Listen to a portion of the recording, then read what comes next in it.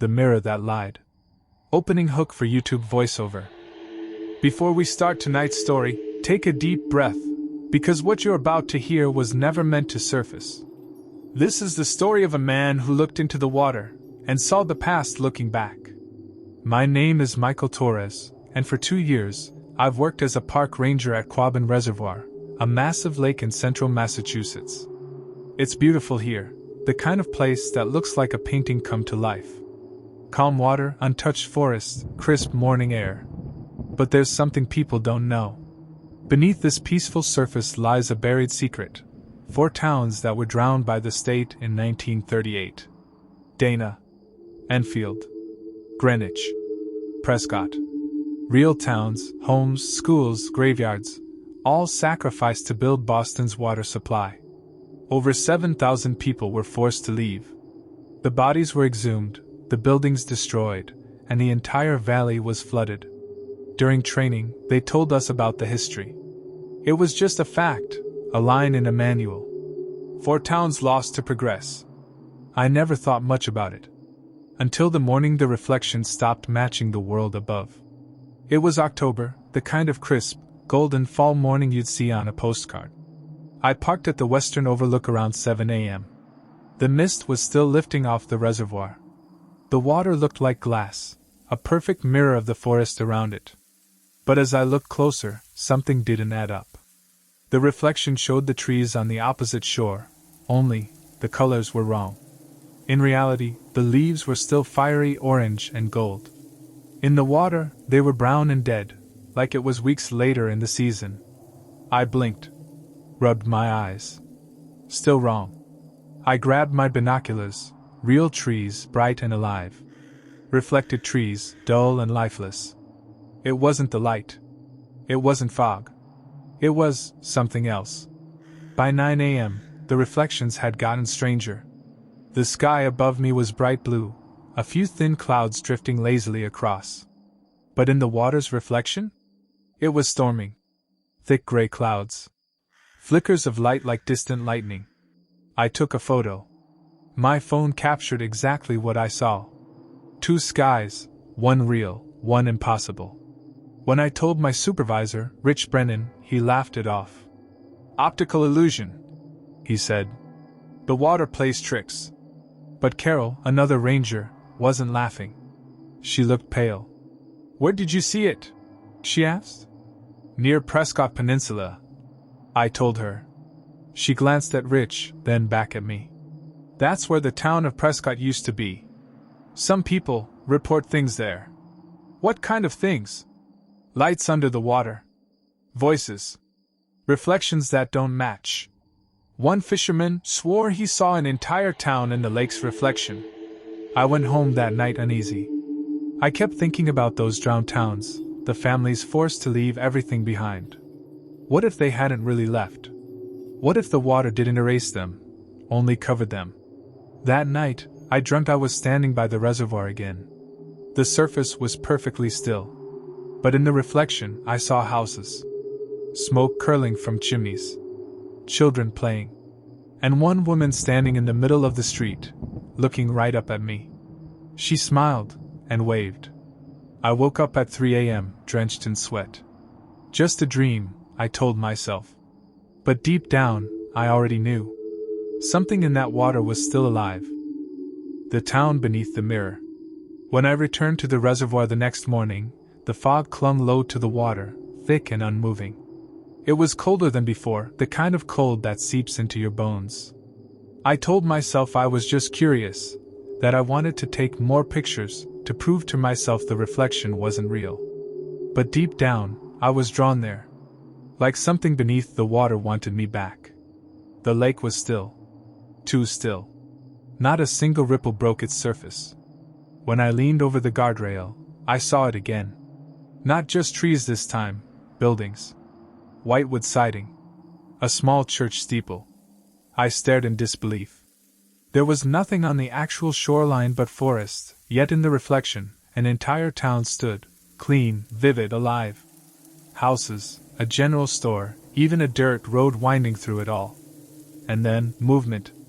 People. Faint silhouettes walking, talking, carrying baskets, children chasing each other near a schoolhouse.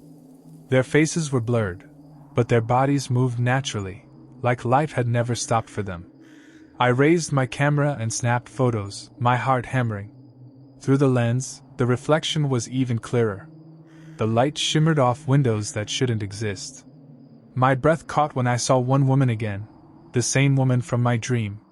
Same 1930s dress. Same soft smile. She looked up at the surface. At me. And waved. A voice behind me nearly made me drop the camera. "You can see them, can't you?" I turned. An old man stood by the tree line, leaning on a wooden cane. His eyes were pale, but sharp. I hesitated. "Who are you?" "Name's Harold Pratt.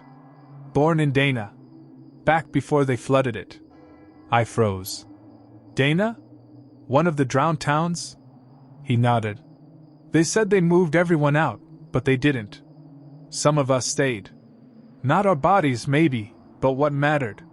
"What do you mean stayed?" I asked. He pointed to the water. "You're looking at them. The ones who never left. They lived down there, in the reflection. Still walking the streets of Dana, same as the day the water came." "That's impossible." "Son, I've been coming here every year for 50 years. The reflection doesn't lie. It remembers." I stared down again. The reflection had changed. The people were gone. Only still water stared back. "Why me?" I asked. "Why can I see it?" Harold smiled sadly. "Because you're one of them. Your blood remembers. Maybe you're not supposed to be up here." I laughed nervously. "You sound like you're saying I belong down there." He didn't laugh. "Maybe you do." When I blinked, Harold was gone. The forest was silent again. My phone showed 7:43 a.m., yet when I'd arrived, it was barely 6. I didn't remember losing time, but the sun was higher now. I drove straight home, shaking. The old man's words wouldn't leave my head. "You're one of them." That night, I dug through my family's old photo box, flipping through faded black and white portraits. One photo stopped me cold, a young woman standing in front of a small white church. The same woman from my dream. The same one in the reflection. On the back, written in neat handwriting. "Eleanor Torres, Dana, Massachusetts, 1937. My last name. Torres." That night I couldn't sleep. I kept hearing Harold's voice echoing in my head. "The reflection doesn't lie. It remembers." When I finally drifted off, I dreamed of standing underwater, looking up. The surface shimmered above me like glass, and through it, I saw myself, standing on the shore, looking down. 2 versions of me. 2 worlds. One truth waiting beneath the mirror. The call beneath the surface. For 3 nights, I didn't sleep. The photo of Eleanor Torres, her smile, her wave, haunted me. Every time I closed my eyes, I saw the reflection again, the streets of Dana, the church steeple, the people living in a world frozen before the flood. By the 4th day, curiosity had turned into obsession. I needed answers. So I went back to Quabbin Reservoir, this time before dawn. The water was dark and still, a perfect mirror stretching endlessly into fog. I stood on the same overlook where I'd met Harold Pratt, the man who claimed to see the reflection too. But he wasn't there. Just the sound of wind, and the faint echo of something else. Bells. Distant church bells. I leaned over the railing, shining my flashlight across the surface. The light caught movement under the water, soft, wavering shapes. Then, suddenly, faces. I froze. There were people under the surface, hundreds of them, looking up. Their eyes open. Their lips moving soundlessly as if whispering beneath glass.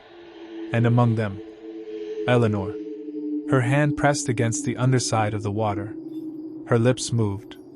I couldn't hear her, but I could read the words. "Come home, Michael." My full name. How did she know it? A rush of cold panic shot through me. I stumbled back, nearly dropping my flashlight. The light beam flickered across the trees, and that's when I saw Harold Pratt, standing between the trunks. "Harold!" I shouted. You were right! I saw them! He smiled faintly. They've been waiting for you. What is this? What do they want from me? He stepped closer. Not what they want, son. What you need. You belong down there. I shook my head. I'm not one of them. You are, he whispered. You just forgot. The wind picked up, cold and sharp, carrying the faint sound of children laughing, the same echo I'd heard in my dreams. When I turned back to the water, the reflection had changed. Now, the streets were lit by lanterns. The townspeople were gathered near the church, like they were celebrating something. Then I saw him, a man walking among them. He looked exactly like me. Same face. Same eyes. Same scar on my cheek from when I was a kid. He looked up, smiled, and waved. The pull hit me like a tide. My knees weakened. Every instinct screamed to step forward. To fall into the water. To join him. Harold's voice drifted behind me. You can fight it, Michael. Or you can go home. I turned. He was gone. The reflection shimmered. The man, my reflection, extended his hand toward the surface. And this time, the surface rippled back, like a door opening. I reached out.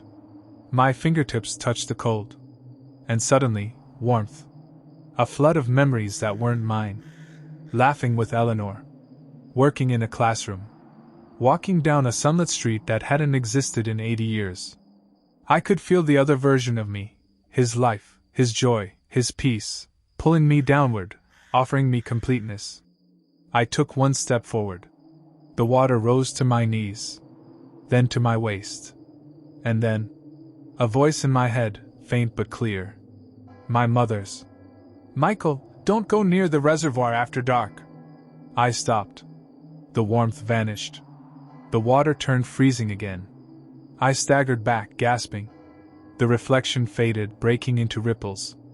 The town, the people, Eleanor, gone. Only my own reflection stared back. That was 10 years ago. I still work in the park service, but never near Quabbin. On quiet mornings, I sometimes see shapes in the water, faint, fleeting. And every so often, I hear the bell. When that happens, I look into the reflection, and see myself standing there, still waiting on the other side. Maybe one day, when I'm tired enough, I'll wave back. Maybe one day I'll go home.